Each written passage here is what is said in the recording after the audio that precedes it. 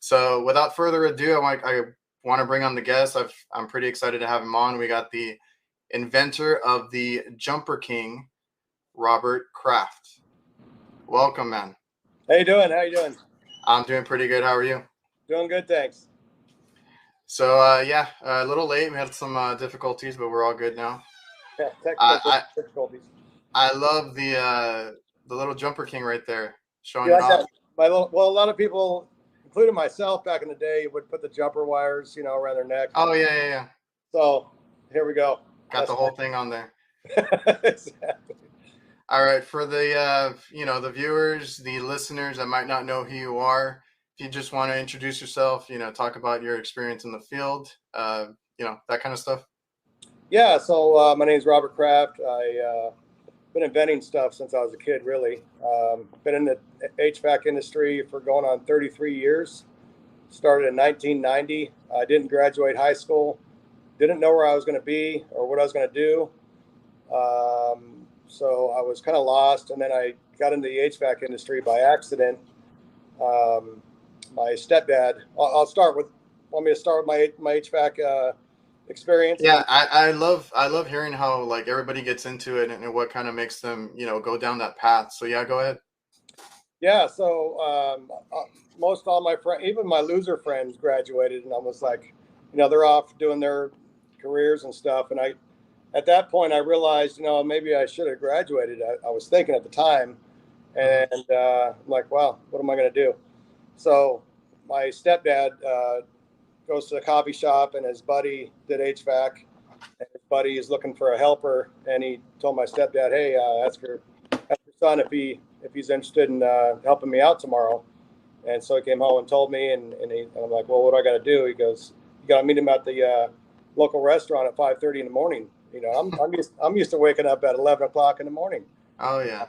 And I'm like, okay, I could do that. So I met up with them, and the rest is history. Really, I got into it on the commercial side first as a helper. This company had like 30 Chuck E. Cheese stores that they serviced. So I was changing filters and stuff like that. And when my boss was downstairs, I think on like day one, I grabbed the gauges and hooked them up to this unit and didn't know what I was doing. And he, I'm curious, right?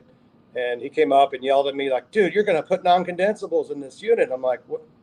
What? I don't know what you're talking about. So anyways, did that for quite a while. And then I moved on to another company after about a year, Tricom Refrigeration out of Chino, California.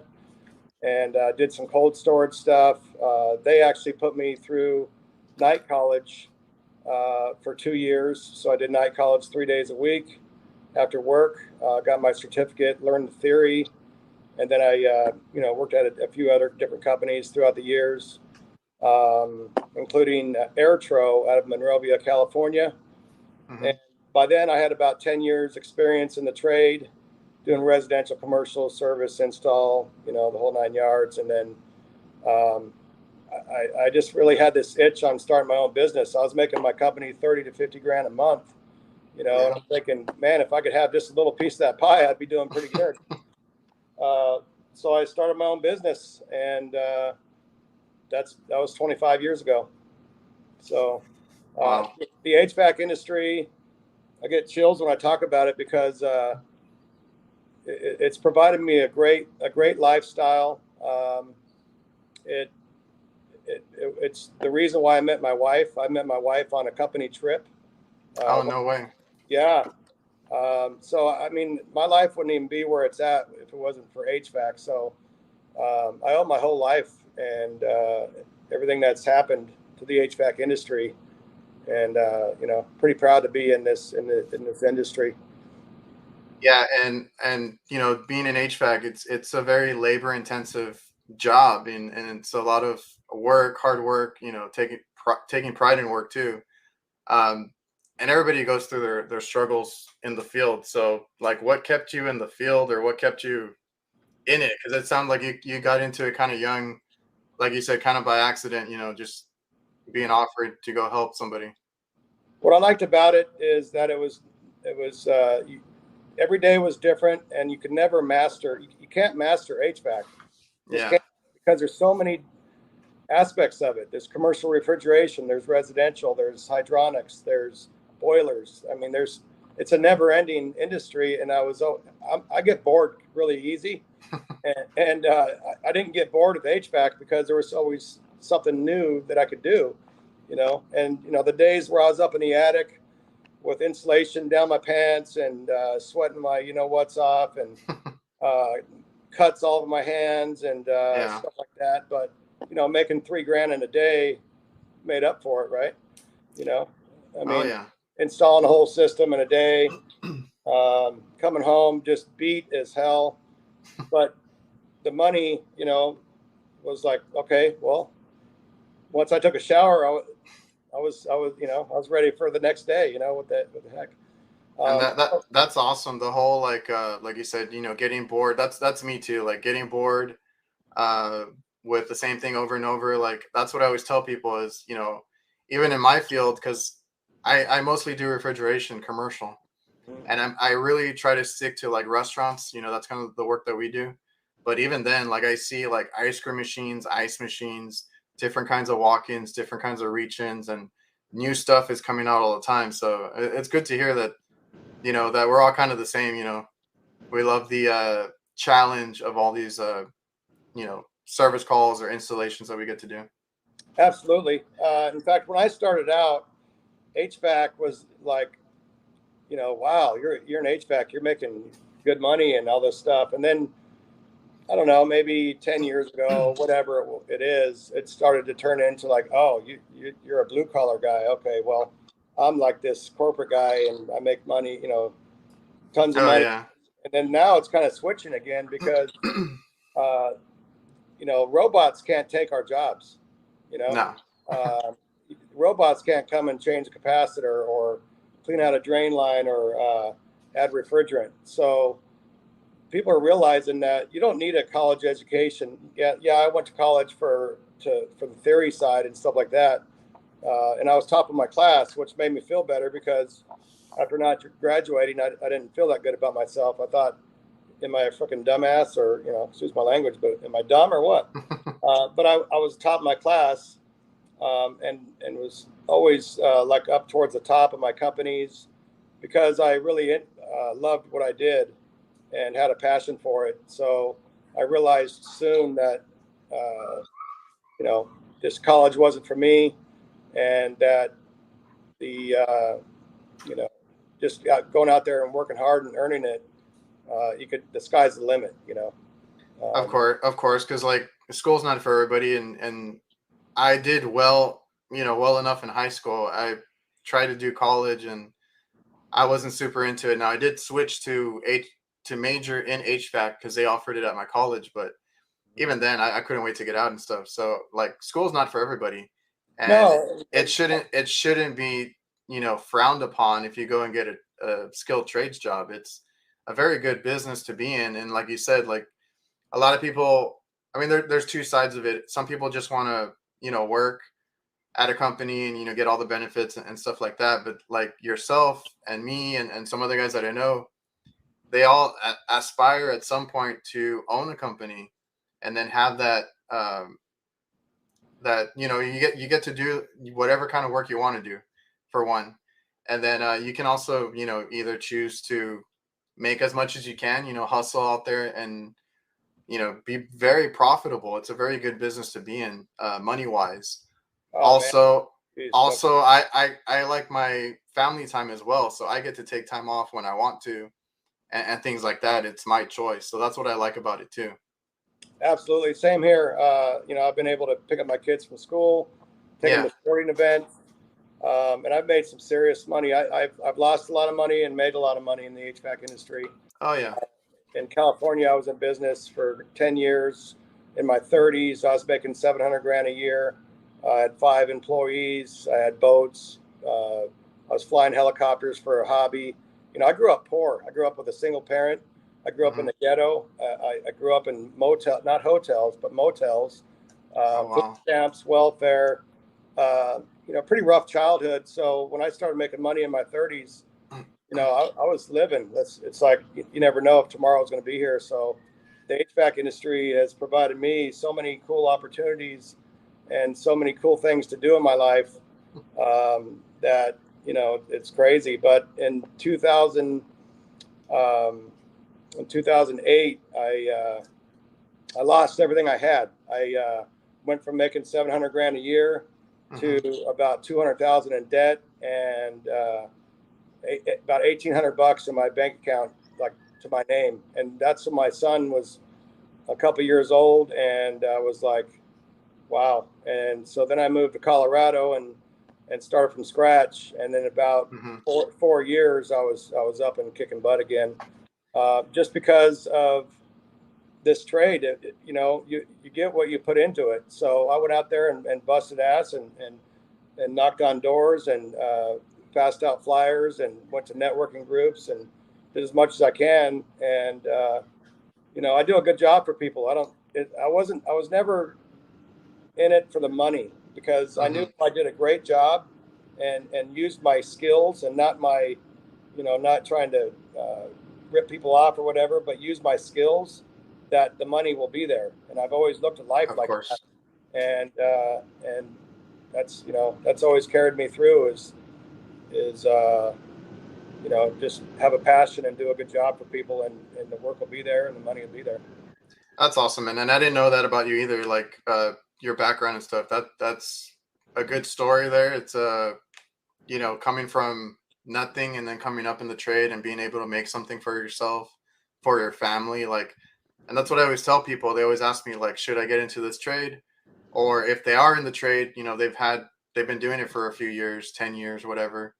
And they're Yeah, like, should I start a business? I'm like, well, there's a risk, right? You don't start at the top. You gotta, hustle and work at it.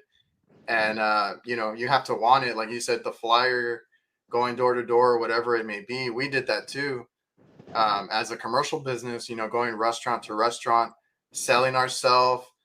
We would have to come in at a competitive price to begin with, but we always made sure we did top notch work, and then that brings us more business in turn, and you go from there. You make it what you want.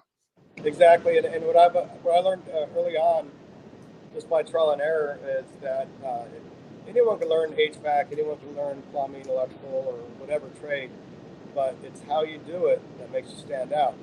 So I've always answered my phones. I've always called people back. I was there when I said I was going to be there. I did a good job, So I got a lot of referrals, because, hey, call Robert. He'll take care of you, and that's what got me through, is learning how to do it differently than just your average HVAC guy that goes out there and change the capacitor for 800 bucks and leaves. I like to add value to my jobs and give the customer as many options as I can, and educate them on what these options are, and let them make the choice. And that's worked out really well for me. Is there like a fan that turned on or something? No. Oh, it might be my computer, is it? Let me turn my computer off. Oh, okay. Yeah, I heard like a fan come on right now. Okay. Sorry about that. No, no problem. Let me see.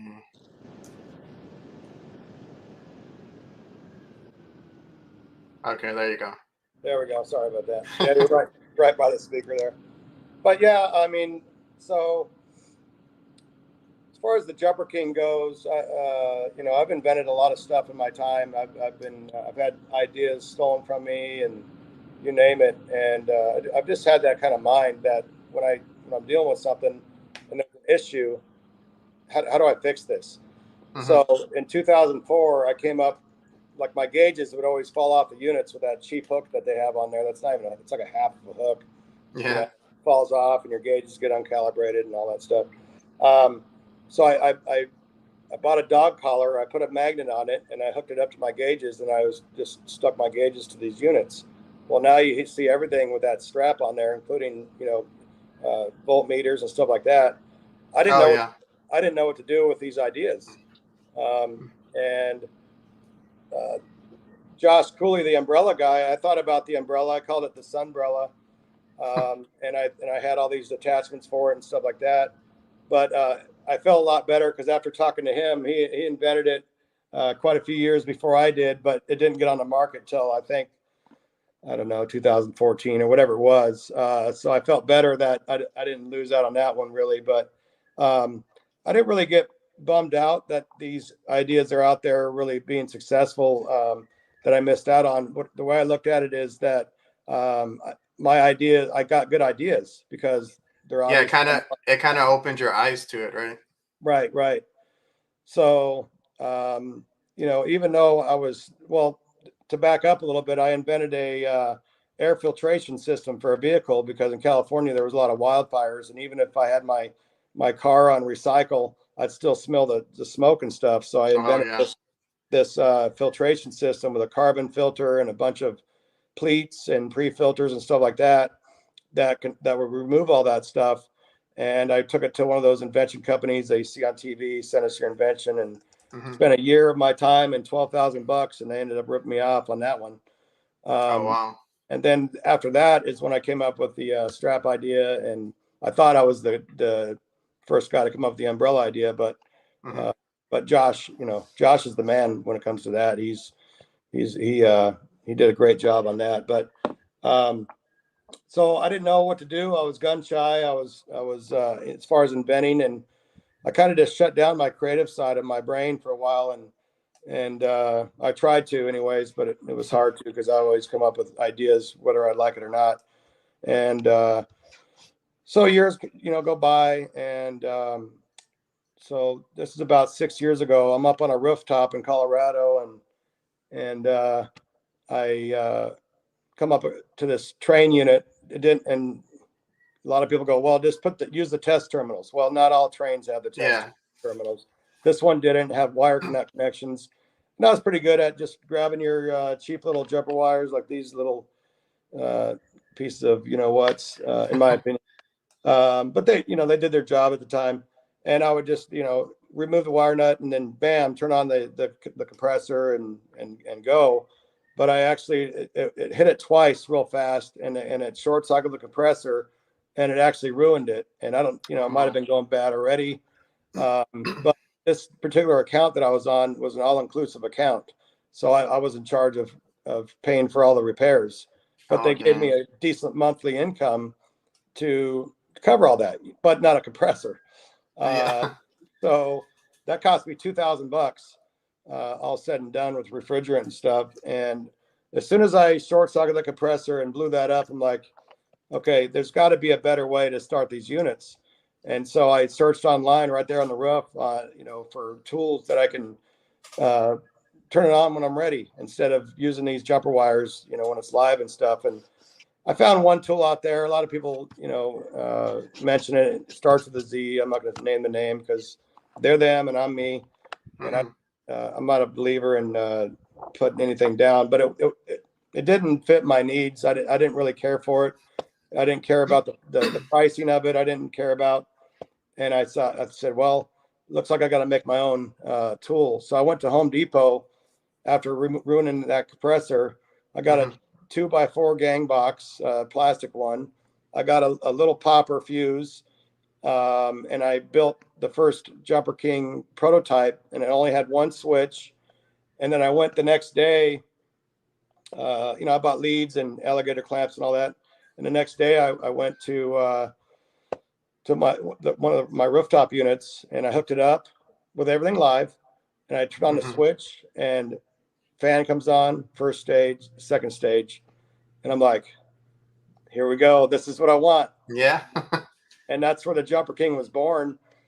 Excuse me. And then I was using that for a while. I'm like, at this time I had 20 something years in the trade, and um, so I thought it was cool. And I hear all these comments like these guys, like, oh, this is for beginners, or it's just the comments I hear out there. Honestly, the bad comments that I hear, to me, it's Hmm. frustrating because I think it's out of lack of knowledge of what the tool does, and Hmm. it's out of lack of knowledge of what kind of experience is behind the tool. You don't have to be, you could be a 30-year plus veteran, or you can be right out of school, and the tool is equally valuable. So anyways, I built that prototype and I thought, this is pretty cool. I like this. I was starting units with it. And then I actually called Supco because I went to a barbecue at my local train supply. And that's before Tradefox was a thing. And Oh, okay. they had some Supco products, the umbrella and a couple other things. And I was talking to the guy. I said, what's going on with this stuff? And they're like, oh, this is inventor products.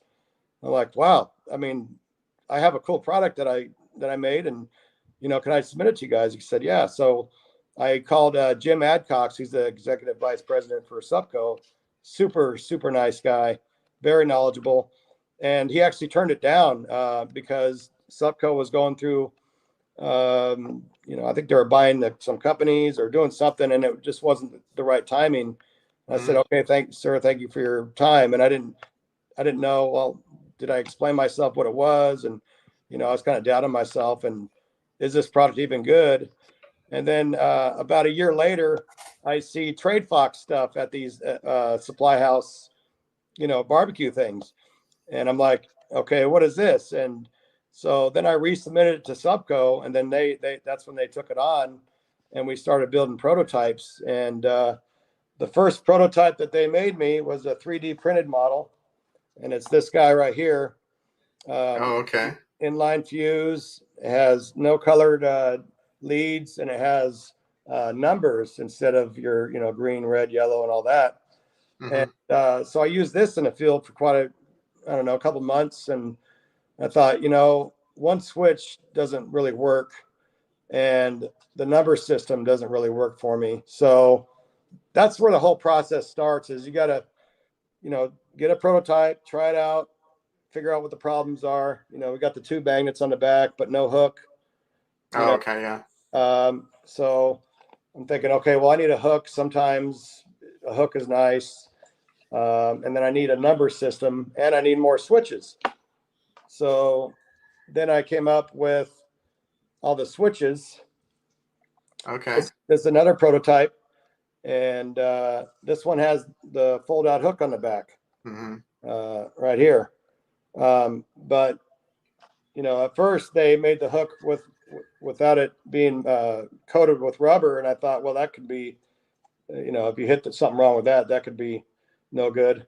Of course, yeah. Anyways, we talked about that. So it took I don't know, a year or so to try all these prototypes out and see, what needs to be improved on them and what it needs. And so, like this one has the colors. I'm starting to incorporate the colors. This one doesn't have a faceplate. So I started using that. And then what I realized is that every unit I come across has different terminal types. Yes. Some are magnetic, which are great and work great, and some, the alligator clips, work great. But there was also a few that, like the wire nut connections, where it's like, well, this is a problem too. So throughout time, I was able to develop the interchangeable tips. And that's a game changer, because like I went and bought the ones that they sell, the magnetic ones that Supco sells. Yep. And then I couldn't use them on 80% of the units I worked on. So then it was like, I can't even use these things. So the tips are one of the best things about that Jumper King. And Absolutely. I know a lot of people give you praise for the piercing tips. Yes. In fact, me and a gentleman over at Supco designed these, and I designed the length, but the huge thing that I did, because there's piercing tips on the market. Here's one that I was using on my prototypes. Oh, okay. Okay, that I bought off the line, but I don't know if you could see, but the top, it just has like a V, and this one's almost broken. A lot of them would break, real brittle plastic. And so the wire would roll out of the way when I tried to pierce it. Oh, okay. And I'm like, well, that's a problem. So then that's when I came up with this notch I don't know if you can see that. Here, let me unscrew this. That little tiny notch on there is a huge deal because it holds the wire right where it Hmm. needs to go, and then you pierce it, and it pierces right in the middle.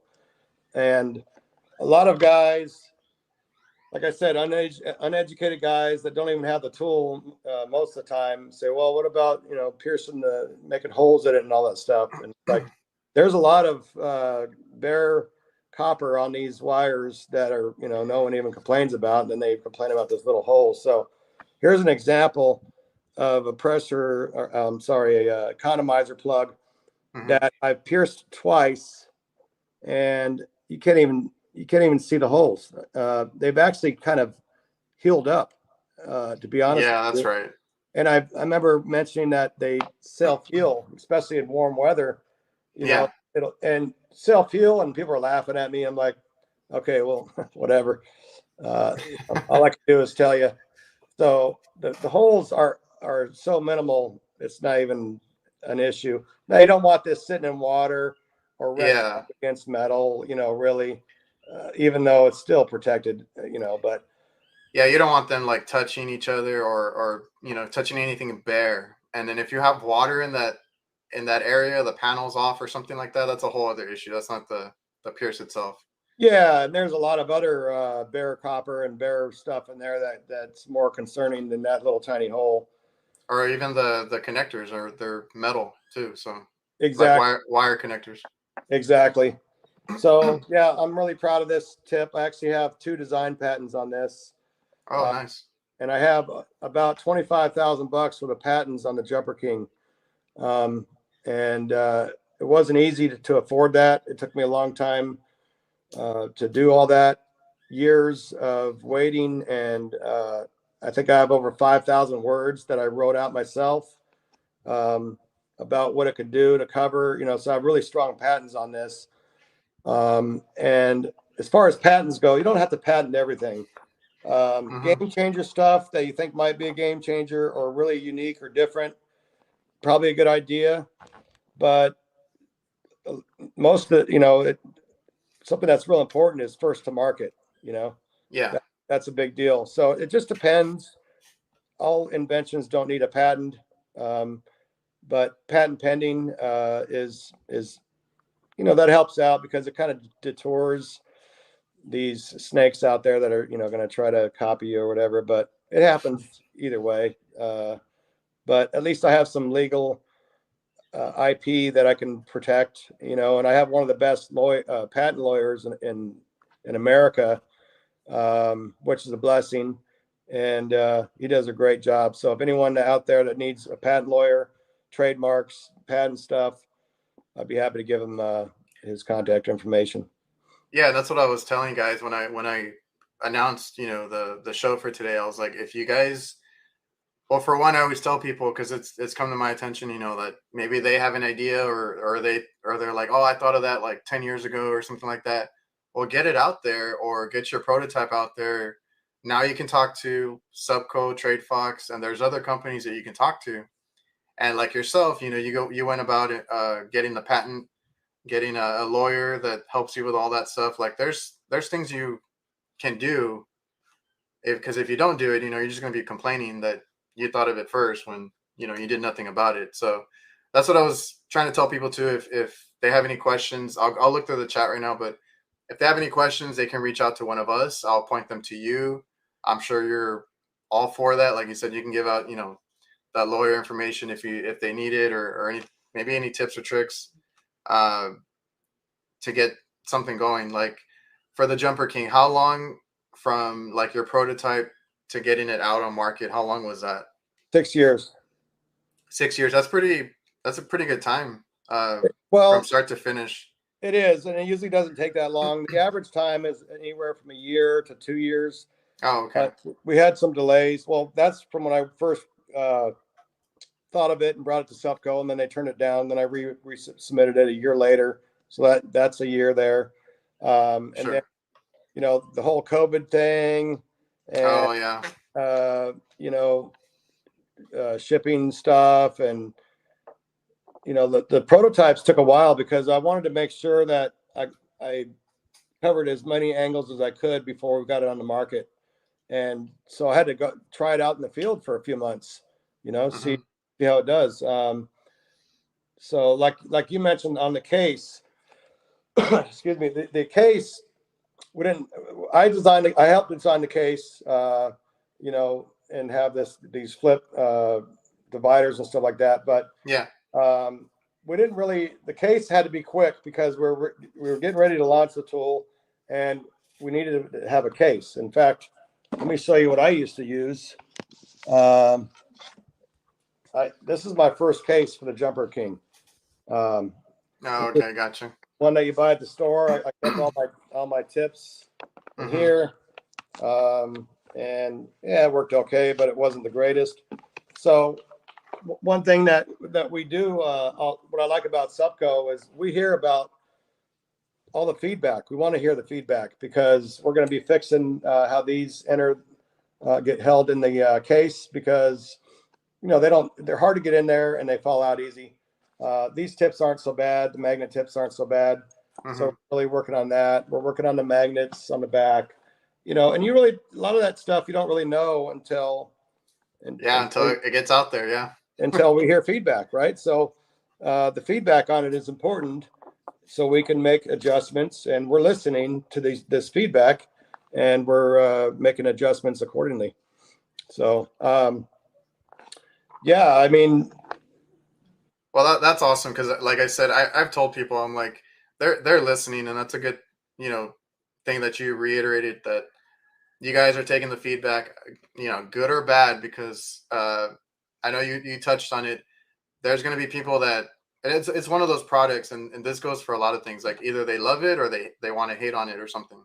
And it to me, I always tell people it's about convenience.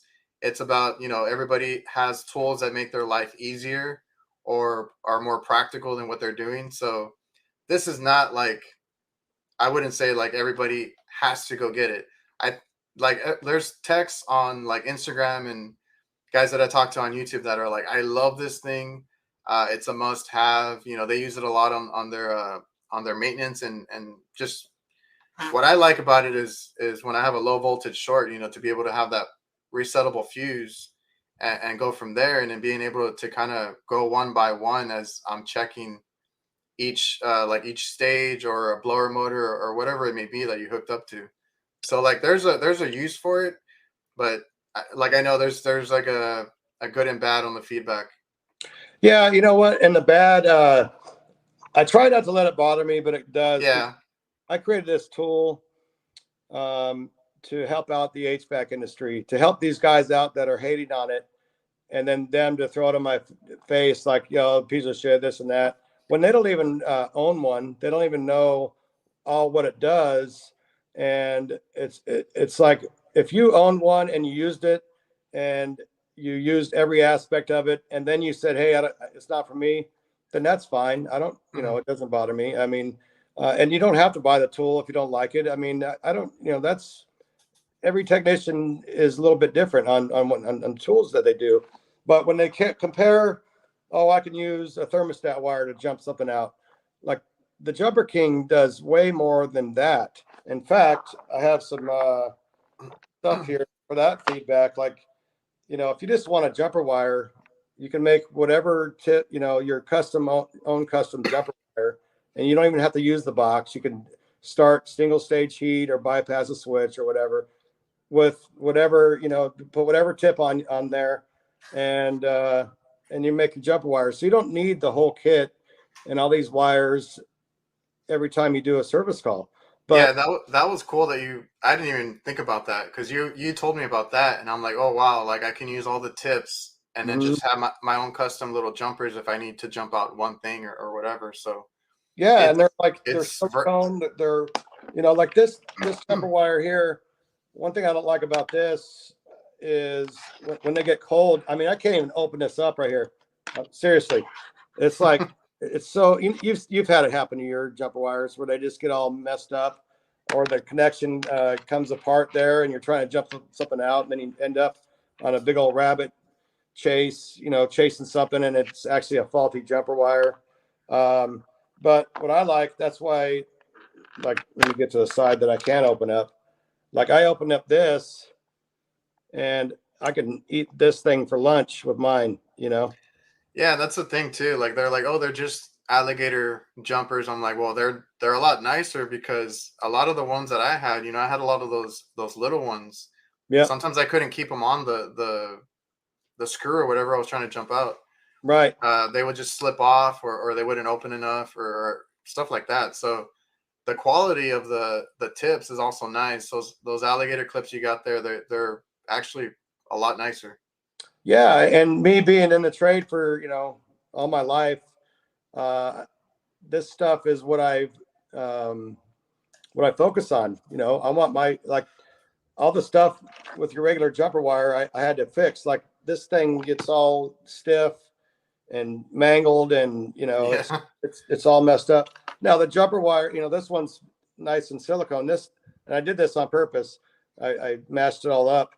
But the cool thing about this jumper wire is I can grab it, and I can, not at the tip, but at the wire, and I Hmm. can just pull kind of firmly on it, right?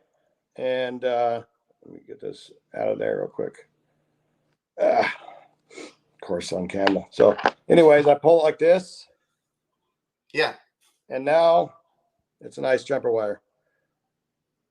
It's Yeah, not because all. I throw everything in the bag and I just scrunch it up, and then like the little ones they get all messed up. I do the same thing, and that's why I wanted silicone wires. I wanted them little beefy, and stuff like that. And a lot of people don't know, like I showed you, is they wonder why this hole's here. This hole is, you could test with your voltmeter, continuity, or voltage, with whatever you're testing. But you could also interlock them, and do a piggyback that way, and Oh have yeah, that's cool too. two-stage heat real quick, And so when people compare this to, a thermostat jumper wire and stuff like that, it's really like comparing oranges to grapes. I'm not saying this is like, this thing is just the best thing in the world, and I'm like the Jumper King guy. It's not about that. It's about, know what you're talking about before you say bad comments, because a lot of it's out of not knowing what the product offers. It's like that with everything. Like there's always an upgrade, or a better way to do things. The thing that comes to mind right now is everybody has an impact drill, or whatever. You could just go with a screwdriver. It's gonna take you a lot longer, or this and that, but the drill's a better way. When the Jumper King is a little more efficient, it's quicker, it's built really well, versus just doing it your old way. But there's always better ways to do things, always an upgrade. So that's what I always tell people. I'm like, yeah, you can use your jumpers if you want, but if if you're doing a lot of jumping out, a lot of maintenance, because that's what I take it with me on my maintenance stuff. Yeah. And I have a couple of locations that, like, it's a pain in the ass to get up on the roof. I have to go through several floors. There's strip malls, so like the access is not always like right by my customer and stuff like that. I'm never going to see the thermostat, after I get there. Like I go to the roof and that's it. I'm not going to be going up and down uh, to either pull the thermostat, or, switch the modes or whatever it is on that. So if you take the Jumper King with you, it's like having a thermostat in your pocket, and you can Exactly. And like, control it. what's cool about the Jumper King is, if you need to energize two-stage with a reversing valve and bypass a switch, all of it's there to do that. If you need to just do a quick jumper wire, uh, it's there to do that. So it's as much as you want to use it. Everything's there that you need. And if you just need just a simple jumper wire, it has that as well. Yeah, Um, like the piercing tips. I've seen a lot of people jump out the pressure controls, because a lot of times you can't jump those out easily or with regular jumpers. So right. being able to test your pressure controls and all that, that's another plus in my book. Well, yeah, exactly. And another thing that's cool about these tips is like this Molex connector here. You can Yeah. actually pierce inside there, and test voltage, or Oh, okay. bypass it that way. You just take off take the tip apart and just shove it in there and, test voltage that way or bypass it or whatever you want to do. So, That's another neat way to use it. Yeah. yeah, I mean, so there's so many ways to use it. So to compare it to a thermostat jumper wire or, your standard jumper wires, it's just not fair because it does so much more than that a lot of people don't realize. Yeah. And, I'm doing my best. I know a lot of people out there are doing their best to show everything that it does. Adam Nasser, Wolf of HVAC, Yeah. and World of HVAC too. A lot of, I mean, all these guys, so many people support this product, support me that understand what it does. I mean, it's unbelievable. I've never paid one person to do anything or asked them to do anything. This is all on their own. And for me to make a difference in the HVAC industry and create a tool that helps people out there in the field, there's no feeling like it. It, money, any of that stuff. There's no feeling like something that you created is helping out this industry that's been so good to me. Uh, that's what it. That's what gets me going. I just love it. Yeah. And like when I got it, I actually when I first saw it, I was like, this is really cool. And I was thinking of, what I could use it for, but also just like the build quality, the thought that went into it, every little detail. I got kind of excited for it, and I reached out to you and I'm like, this is a really cool product. I don't know, it really impressed me, and it's been a good, um, you know, invention on your part. Now, I didn't know uh, it was going to be like this, though. That's one thing that you never know on an invention is how the market's going to react, and that's why they keep selling out. And I know Supco is working their butt off to try to ramp up production and stuff like that and get it back back on the market and stuff, back in stock. There's no way to know. Like if Supco was to order 20,000 of these and it was a dud, then they're stuck with all that inventory and all that wasted money. Now, so it's a balancing act that you just can't predict. And so now that they know that it's a pretty good seller, and that people like it, you know, they're making adjustments to fit the needs of the demand.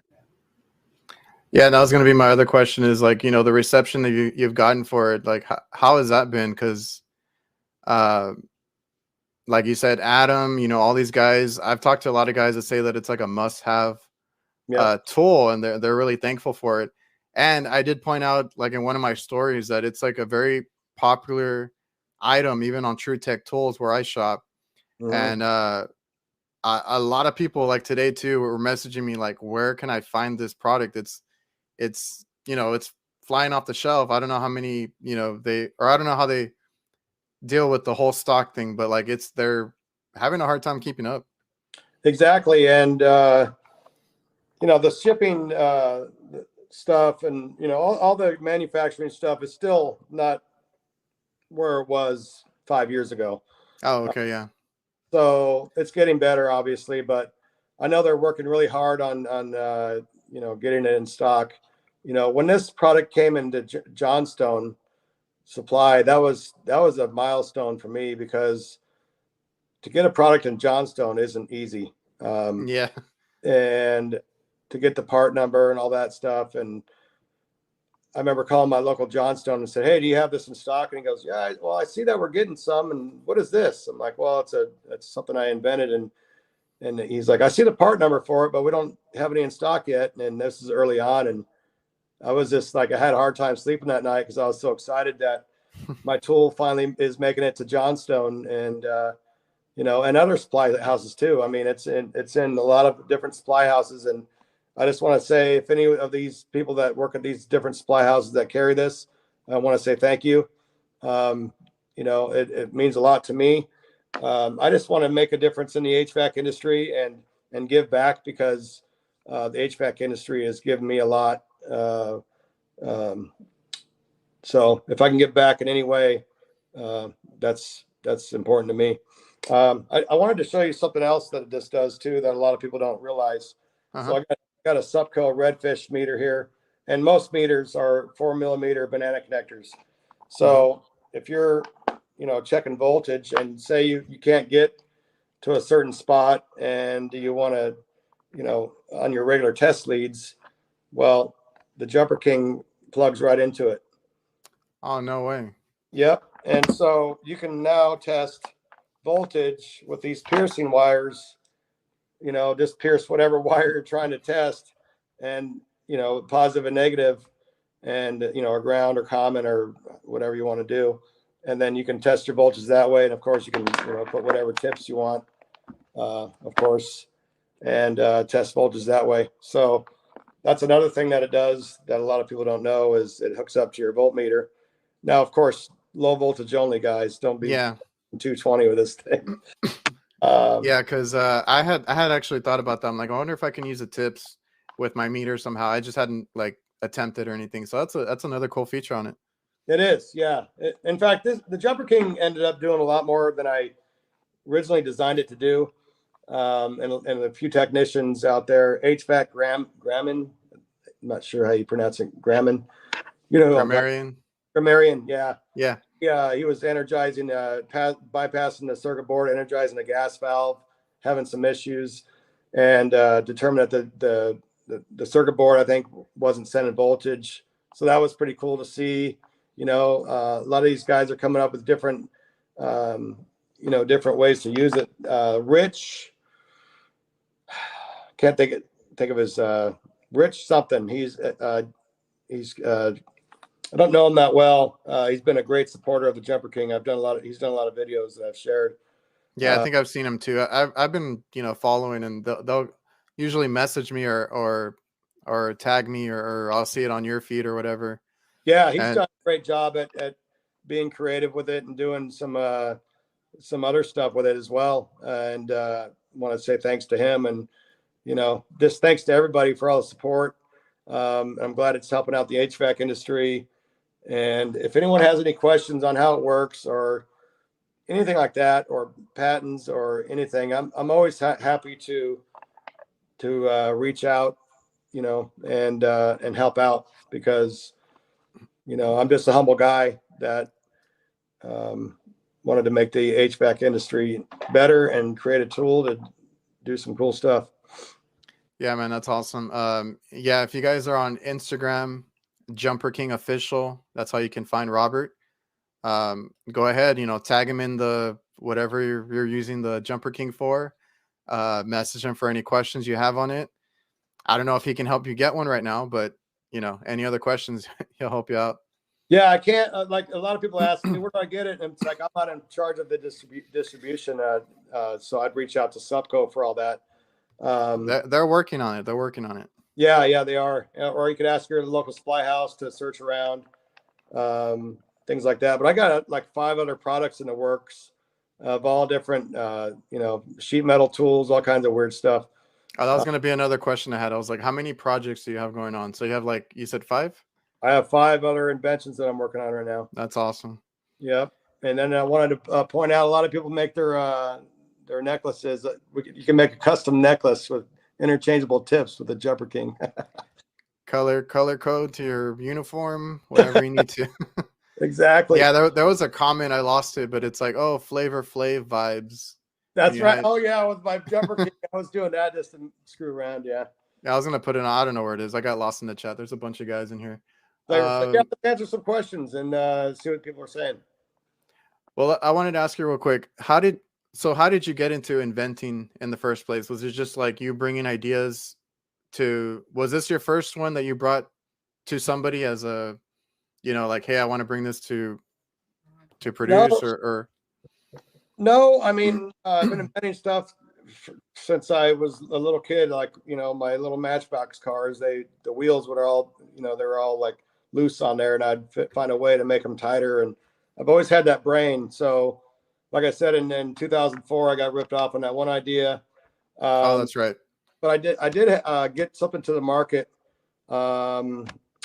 in 2014, I designed a license plate frame out of all things. It's called Diesel Power, and it has the diesel stacks coming up the frame. And I designed that or licensed that to a company that has 80% of the license plate frame market. So that got into all the auto zones and Oh wow. stores, and that was pretty cool.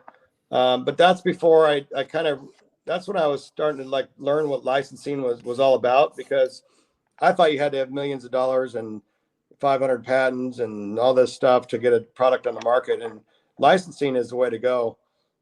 So I ended up taking a course probably in 2015 or so from InventRight, Mm-hmm. and you'll find them on YouTube and stuff. Stephen Key is the founder, and Andrew Krause is the other founder. And these guys are legit. I took a year course. They teach you what to say, how to do a provisional patent, how to do, it's called a sell sheet, so it's like a color designed feature sheet that shows what the jumper, what the tool is, what it could do, and you submit that to companies to try to get a licensing deal. I went on Fiverr and did some videos, but they really taught me a lot. So if you really have an inventing mind and want to license products, I recommend looking up InventRight and taking their course. It was a year-long course. I got a coach. So Mm-hmm. when I had a question about something, I would reach out to my coach, and he would tell me. So, I mean, someday I hope to invent things for a living, because I have a true passion for inventing things, and the feeling that you get when it's on the market and people, it's helping people out there. You can't explain it. It's like, it's the coolest thing in the world to see your product being used out there and helping people out. It's unbelievable. Oh, I bet, man. And I know a lot of people say that it's helped them out quite a bit. So that's good stuff. And that was another question I had for you was the whole what'd you say was invent right? InventRight. Yep. So you took a year course, they kind of showed you the whole like what it takes, I guess, the process and all that. Everything from A to Z about licensing products they can help you out with. And it's not that much money. I mean, I think it was like $1,800 or $2,000 for a year. Oh, And okay. coach, I mean, you got to be serious about it. It's an Yeah. investment. But for what the stuff they taught me was priceless and valuable. I mean, now I could reach out to companies. I know what to say. I know what they're looking for, and so, I mean, I have inventions from anything from a garlic press to a kid's toothbrush, you know. So it's not just HVAC stuff. I like creating stuff that solves problems. And Yeah, so you're always doing this. You're always coming up with stuff. yes, and I enjoy it. It's something that I have a passion for, and I it's not even like working. I love creating stuff and pushing my mind to the limits. Yeah, man, that's awesome. I was kind of curious about that too because like I said, I've talked to people and I guess, from talking to you, I tell them, there's a whole process that goes through it. And uh, like you had the prototype or you had, something you built out to test. Then you kind of went from there and you took your course, you had a whole process. It Yep. wasn't just like, hey, I have this idea, it's already on the market or let's get it, on the shelf tomorrow. There's a process that goes through it. Oh, it's a And huge process, and it takes. And I'm not a patient guy, yeah, and excuse me. It took a lot longer than it should have than planned, but um, you know, it was all worth it. And it's it is what it is. It's a long process, but you have to have a passion for it. If you're doing it for the money, you're gonna get bored and it's not gonna work out. You got to really have a passion for creating something that's helping fixing an issue basically. And I do want to give a shout out to the Tradefox people, because they're like family to me at this point. I talk to them on a regular basis. Josh Cooley, when I first presented this idea to Jim Adcox before they had Tradefox, Hmm. He did a lot of work on it and got a lot of things done, and brought it, really far. And then once Tradefox kicked in and Supco started creating the Tradefox program, Josh Cooley and Melissa, the marketing director and all that, I started working with them, and then they helped fine tune the tool. And also these little spade connectors that come with the Jumper King, they can stick in, they can use once in a while in a fuse thing, or wherever you want to use it, pressure switch or whatever. Yeah. Josh Cooley came up with that idea, so Oh, really? want to make sure he gets credit for that.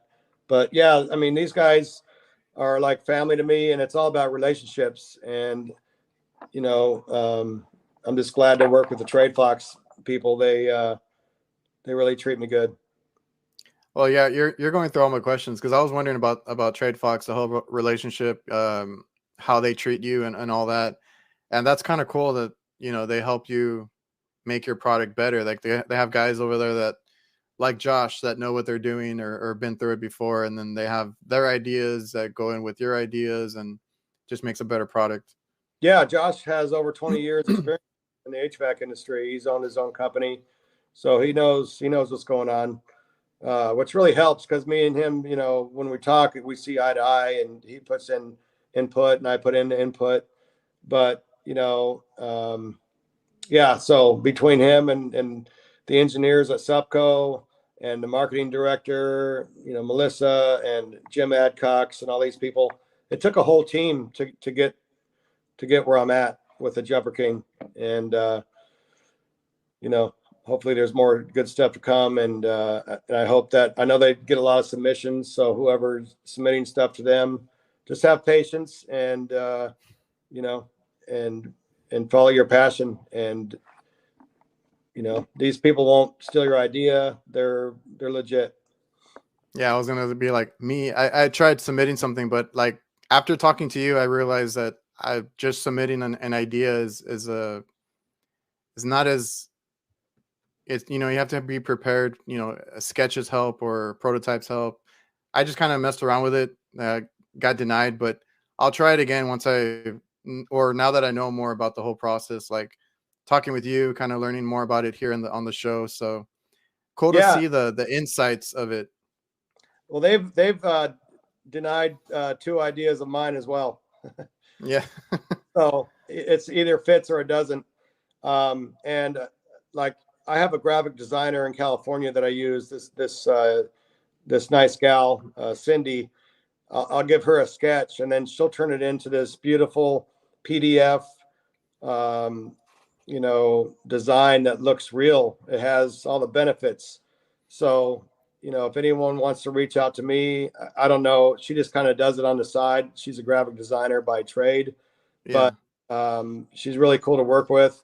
And so, yeah, if you want to submit an idea legitimately, reach out to me. I'll kind of tell you the process that you have to do to let companies know you're serious. If you just give them a napkin drawing, I mean, they might take it, but if you give them, like I actually was able to embed a YouTube link into my PDF, so they can actually, so they can look at the what the Jumper King looked like and all the benefits and stuff, and then they can click on this YouTube link that bring them to a YouTube video that I created, with a prototype, and that I had it on private on YouTube, so no one else can see it, Yeah. but whoever I gave a link to. And so, you can do all that stuff too. And when you submit things like that to companies, I'm not saying that if it's not a good fit, it's not a good fit, but Hmm. it makes it more legitimate. It's like with anything, you gotta be a professional or make a good first impression, stuff like that. So Hmm. after talking to you, I kind of got that impression, and I forgot that you mentioned you had you get it all professionally drawn out and nice presentation. It helps. It does help. Well, you only got a few seconds to get their attention and to let them Yeah. know what it does. And what InventRight taught me is it's a one-line benefit statement. And my one Okay. benefit statement on the Jumper King was bypass any thermostat in seconds. you know. So that was my one line benefit statement. And then I had benefits underneath that, bypass switches, find low voltage shorts, things like that. But the main benefit is bypass. Oh, it was bypass any thermostat with a flick of a switch. Mm-hmm. That's what it was. I'm sorry. It's been a while since I've created that, but so that's what it was, and it kind of catches their attention, like the flick of a switch. What is he talking about here? So Yeah, that's awesome. yeah, pretty cool. Pretty cool stuff. Let me get through the chat real quick before we get off. But Brian Sanders here was asking what voltage it works with. So I know it's 24 volts, but it can work with anything under, right? So it's up to 24 volts. Yeah, 30 volts VAC is what it's designed to use. Basically, if anything that draws less than 3 amps, it'll use. That guy Rich actually used it on a PTAC unit, on something that was, well, the compressor drew 3.5 amps RLA. Of course, start amps are a little bit higher, but he used actually just a jumper wire, Mm-hmm. without the Jumper King to bypass that real quick. So, I mean, you could take your chances. These are 18 gauge wire. So, whatever that'll take. I wouldn't mess with high voltage with it whatsoever. Yeah. Recommend it. But in certain situations, if the amp draw is really low and you know what you're doing, use it at your own risk. But Well, they were asking for 12 to 14 volt. I think they're talking about like kitchen equipment. So they're seeing it for other uses other than like an AC equipment. yeah, yeah, anything that's below 3 amps or below, 30 VAC or below, Mm-hmm. um, it'll work good for. Oh, that's good to know. Yeah. Yeah, because people are like, "Oh, it's just for thermostats." No, it has other uses, and as like you said, as long as you stay under those 30 volts, Yep. you're good to go. So many different uses on it. Even those test pins on the train units, I'll hook up one to red, one to green, or whatever, and then just toggle my switches and take it through the test programs that way, which is kind of cool. But another thing, that I wanted to also mention that I thought about it. This is all color coded, right? So you can use it for, a green fan, yellow cooling, stage 2 cooling, heat, single stage heat, and second stage heat. But Mm-hmm. just like jumper wire, when you use a jumper wire, I know that you never really cared what color came out of the bag. You got to Yeah. know what goes to what, right? So that's why they're color coded. It's cool for beginners in the trade because they can use the color coding system, because that's pretty standard in the HVAC industry of what these colors are. But it doesn't matter. I mean, you could put green to cooling as long as you know that green goes to cooling. Yeah. And, so the color coding system isn't like, you don't have to, it just kind of lets you know what is going where, and to keep track of what's going where, or you can use it for standard color coding as well. But so I just wanted to get that out of the way, because a lot of people go, well, you know, like, am I dumb? Do I need to know that yellow is, it's like, well, no, it's It's why, just it's just there because that's a standard. Yeah. I had to label it something, because Yeah. if it was all black, you get mixed, on a 2-stage heat pump system, you like, wait, what wire, what switch it goes to where? So Yeah, and it's helpful. Like it's a good tool for a lot of new guys too. I told people like that's a pretty neat tool to have when you're starting out as well because and for them, being color coded would help a lot. well, yeah, But like I there's mean, been plenty of times where I wish I had something like that. exactly.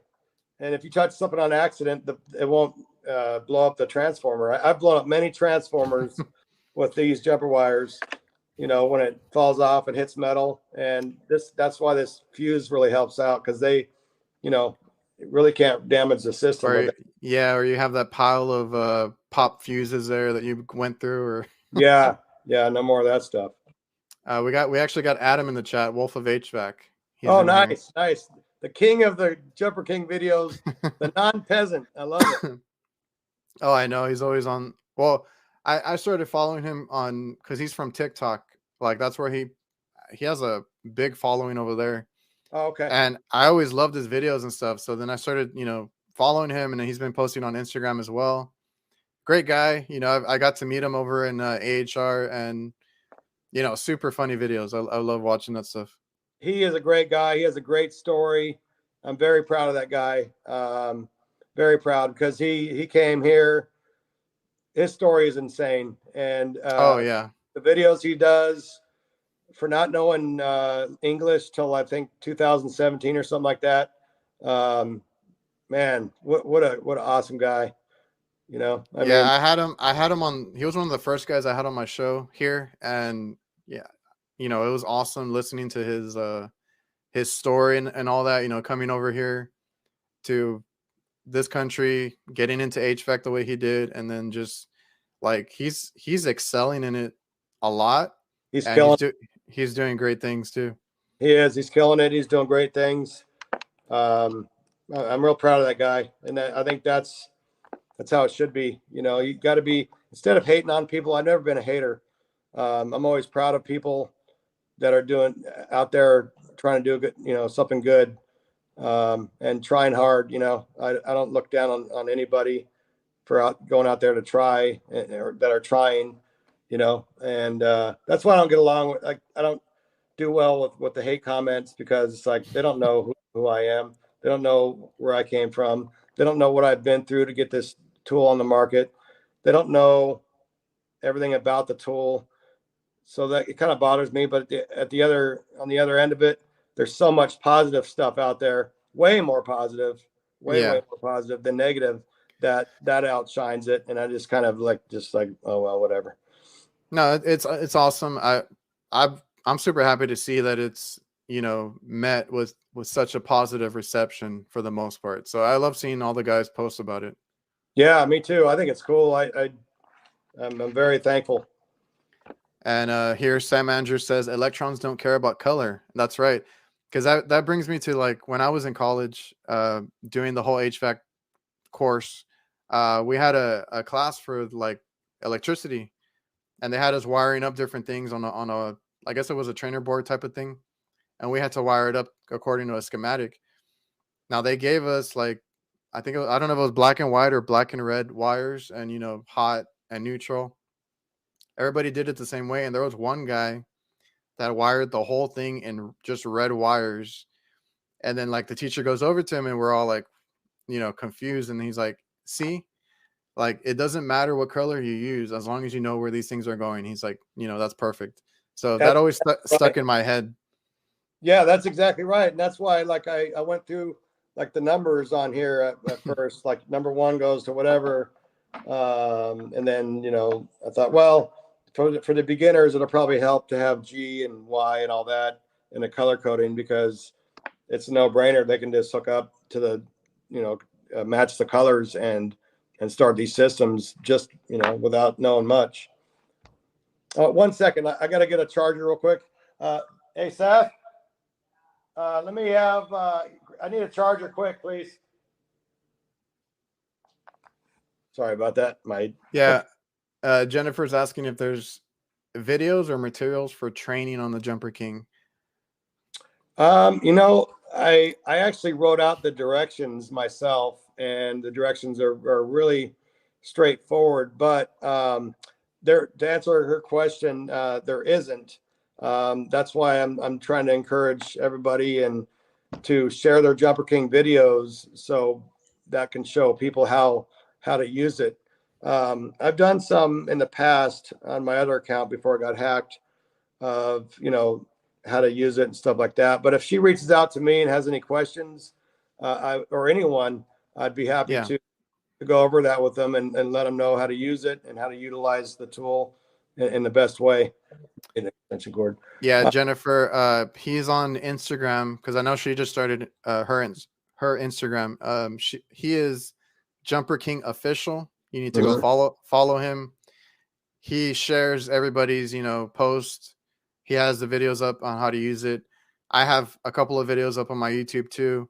And that's what when I opened it, I'm like, there's not really any instructions in here, but it's pretty straightforward. It's just basically to jump everything out. But I think people just get a little confused because they think that it takes batteries or something like that. But it's just powered, or they're just switches. So it's just you're energizing it through one end and then you're flipping on switches to get it to the other side. So it's pretty straightforward. Yeah, I mean, it does come with directions in there. I mean, no one reads it, so RTFM, right? And I'm probably wearing Ben's shirt here, but Yeah. no, so G all the way down through black, all those are in series, and then red is everything goes through the fuse, but everything is in series. So when you let me get the other one here. So when you turn on, let's say the black and the white, that completes the circuit between black and white, and that's also through the fuse. Hang on, let me get my phone plugged in here. Sorry about that. You still there? Yeah, we got you. Okay, there we go. So you turn on red, and that energizes all these switches. So if you wanted to bypass, just say, a switch, all you would do is turn on black, turn on white, or whatever switch you want to use, and then turn on red, and that would send power to those two terminals and close that circuit. So yeah, green through black is all in series, and then red is not in series, but red goes through the fuse and then to the green and then all the way down to the black. I don't know if I'm explaining that properly, but yeah, basically they're in series. So like you energize that first one basically, and then you switch on all that coming in goes all to all the switches, and you just turn on as needed. Yep, as needed. So say you wanted to jump single stage cooling and a reversing valve. So you energize your put your red to the 24 volts, energize your fan, energize your cooling. Say you have blue hooked up to your reversing valve, so either energize that or de-energize it, depending on the brand, whether it's energized and cooling or not. And then say you wanted to bypass the pressure switch at the same time, you would hook up the pressure switch to white and black, and then turn those switches on. Now it complete the circuit through that pressure switch. And so you could then, to turn it off, you can turn everything off individually, or you can cut power to everything by the master red switch, and that cuts power to everything all at the same time. Well, yeah, that's a good explanation. And it's just one of those things, right? It's like it's simple thing, but it's well thought out into that product that you have that you have there. That I'm still getting comments that like they can't even find it. So JD says he's been trying to get one. It's sold out everywhere. The what I would say is I buy a lot of stuff on True Tech Tools. They allow you to buy it, and then you're basically on the wait list. It'll ship out as soon as they get them. Like you'll be in line, I guess. Yeah. So that's how I do it when I can't get something. I go on, and that's how I got the Jumper King actually, because I waited way too long after the initial release. I was like, I'm gonna get one. I'm gonna get one, and then finally I wanted one, and I was like, oh, I think it says like 2 to 3 weeks out or something. So I just placed the order, and then like I think it only took like a week and a half or so, and then it got shipped out. So JD, if you want, try True Tech Tools. You can at least purchase it in advance, and then they'll ship it out to you. Yeah, and it's tough for me because I can't really name one company that over another, because all these companies are investing a lot of money in carrying the Jumper King. So I can't, like, if I say one company and then don't mention the other company, I get into kind of a weird situation. But there is some avenues online that you can get them. And they're on it too, because they know that they're selling good, and they want to carry them. They want to products that sell. A lot of the supply houses carry them, all different names. So I can't really name one. It's kind of puts me in a tough situation, but they're getting in more supply houses as we speak. It takes about a year roughly to get in the market, where, in all the supply houses. They got to create part numbers. They got to, there's a lot involved with carrying a tool. They got to do their research, make sure that it's selling properly. How many do they order? How many stores do they have? What kind of computer system do they have as far as, putting a part number to it? So there's a lot that goes into it. And most products that get on the market, like, I don't know if you were at AHR, but I was watching virtually, and Jim Adcock said that it basically broke a record that the first initial stock sold out in 9 days, and Yeah. that's never happened before. So Supco's dealing with something that they haven't really experienced before, which is, I mean, mind-boggling to me. Being that I created this, I'm like, Yeah. holy cow. But I want to tell everybody, I'm very humble. I'm a hardworking blue collar person, just like anyone else. So it's just an amazing thing. But um, they're trying their best to keep up with the demand, and I just want to say thanks for everyone's patience on, and wanting one, but thanks for everyone's patience on why they get them back in stock. Well, that's good to hear. And they're going to be in high demand for a while, it seems like. So Yeah. uh, JD JD was also asking if he gets his hands on one. If Do you care if I make some illustrations? So JD, I've seen him on TikTok, and I'm not sure if it's Instagram. I saw him somewhere else, but he does these little training illustrations. So he shows like how refrigeration cycles work and stuff like that, and he draws them out himself. Like I think it's hand drawn or computer drawn or something like that, and they're really cool illustrations. So I guess he's wanting to know if he can include your Jumper King in one of those like trainings. I think Jennifer, because she's also she teaches, and she uses JD's illustrations like for her lessons plans. So they're doing things out there too. But is it okay if he uses your Jumper King in his illustrations? I'd be honored if he did. You know, yeah, of course. I mean, these people that are out there trying to educate people. I mean, I've seen the Jumper King in training classes and stuff like that. I think that's a super great thing. So absolutely. Oh, that's awesome. JD does awesome stuff. So I'm looking forward to when he gets to that too.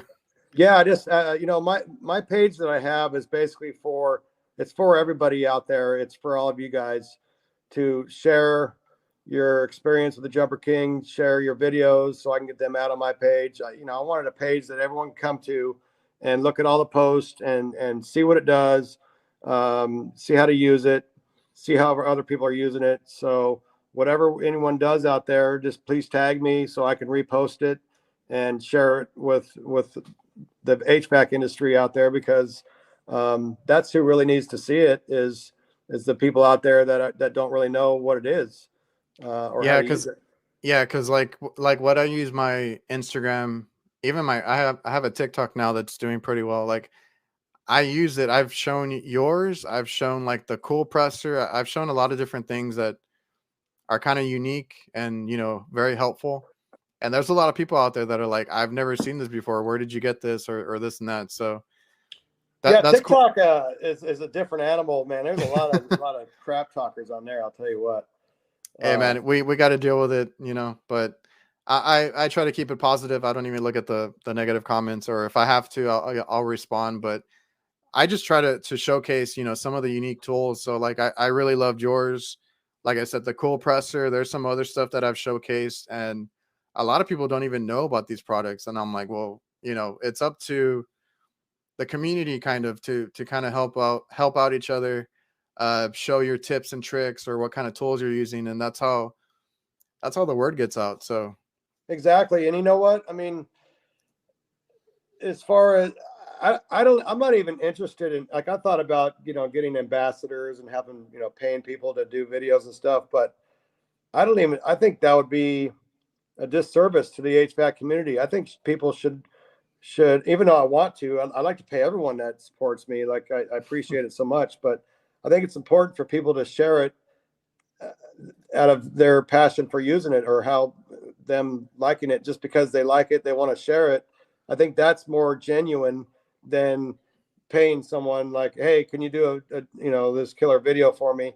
Um, now editing a cool video and stuff like that, whatever. But I just think it's more genuine when people just post it because they like it, and it's helping them out there in the field, so. Yeah, cause let me tell you, like I get stuff sent out to me, and I work with companies, and for the most part I try to do it as like an honest review, but there's some bigger companies out there that are very controlling, and then like the videos are not going to come out well, like the content, if they're just trying to be like here, buy this or whatever, just because the company says so. So like Yep. with yours, it's all genuine feedback. So I mean, the good with the bad, but it's genuine feedback, and so far everybody's loving it. So that's a good thing.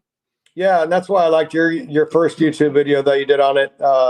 You mentioned some things that you were concerned about, but you did an honest review, and that's what I want. I don't want no one to sugarcoat this stuff. I need to know what's going on out there in the field. What improvements do we need to make? What you like about it? What kind of things that you found out that it's useful on? All the above is important. And so, yeah, organic, raw videos, because people want to do it, is, I think, the best thing. And what a lot of people don't realize is, I think the majority of the HVAC community isn't even on social media, to be honest with you.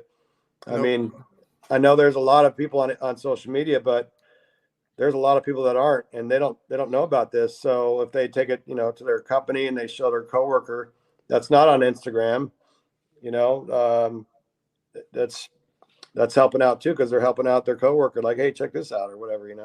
And What, that's what, what, that's the cool thing, because I had shown off this it's called a lockjaw ladder grip. I don't know if you've seen it. It helps you hook your ladder up to like gutters and stuff, which has been a lifesaver for me because I work on a lot of strip malls. So yeah, I started showing it. I didn't make I don't think I made any video on it, but I would show it in my videos like, hey, I love this thing. yep, And I actually had a guy thank me for that, because, or the owner reached out, and super nice guy. We gave one away, and he appreciates every time I post about it. But there was a guy that was following me. He's like, dude, thank you so much for that, for mentioning that tool that you used, because I showed it to my boss, and we needed it, and he bought it for the whole company. Like, he bought one for each tech, so that they're getting on the roofs safer and stuff like that. So see, that's like cool. That's like us cool. doing it online, somebody sees it, somebody takes it to their company, it goes from there. That's right. I think that's super cool. I mean, this HVAC community is amazing. Even the hater guys, you get them in a room, have a beer, have a steak. They're good people. Yeah. It's just that some people like to get out there and stir it up a little bit more than others.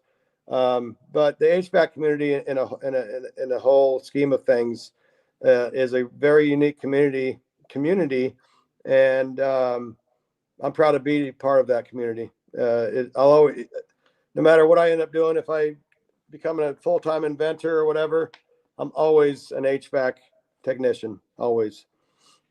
Oh, that's awesome. I was trying to read through Ryan's comments. Ryan is just curious as to how many glass blocks are behind you. I haven't counted them yet, but there's a few there. He's been in here trying to count them. He keeps throwing out numbers. Okay, so Now you got me curious. I'm gonna have to count them for. Tell them to tag me or to send me a DM. I'll let them know how many glass blocks we got here.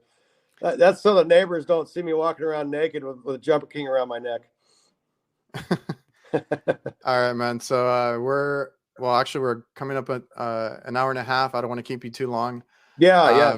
So you guys can find Robert, like I said, on Instagram, Jumper King Official. I'll have your tag in the description. That way they can just click on it and go to your Instagram. Is there anything else you want to go over, or parting words today? I just want to say the words can't describe how thankful I am of everyone's support out there, doing all these videos, and I'm just happy to have made a difference in the HVAC industry. It's an unbelievable feat that I've worked many years on, and I'm just thankful for all the support. And I forgot to ask you before the show, but remember that giveaway we were talking about? Yes, yes. Okay, so we're gonna do a giveaway of the Jumper King. I'm gonna do this on Instagram so that way I can tag you Mhm. and do all that. But I just want to let everybody in the chat know if you guys want one, be on the lookout for that post tomorrow. I'll try and post it tomorrow. Robert will send out a Jumper King to one lucky winner. Um, I'm assuming like US only, right? You know, I always have to ask, whenever I do the giveaways. we can do Canada too. There's a lot of supporters in Canada. We can, if it's a few bucks more, who cares? The only thing I'm concerned about is it's funny because I have two Jumper Kings now. I have one, like I can't even get them. So I could either, when they come back in stock, or I can look around or do some research and try to find one, but I don't have one to give away at this moment, because I forgot that we're going to do this. So just to be honest, but I have one that my personal one that I barely use that I can give out if they want that right away, or they can wait just a little bit so I can do some research and find one. But I will get them one for free and ship it to wherever, if they're in Canada or the US. So Yeah, well, don't worry about it. I figured, there'd be a back order. It's still, hard to get. So mhm. it'll be well, I'll post it tomorrow. We'll see how it goes. And we'll get someone a Jumper King, soon.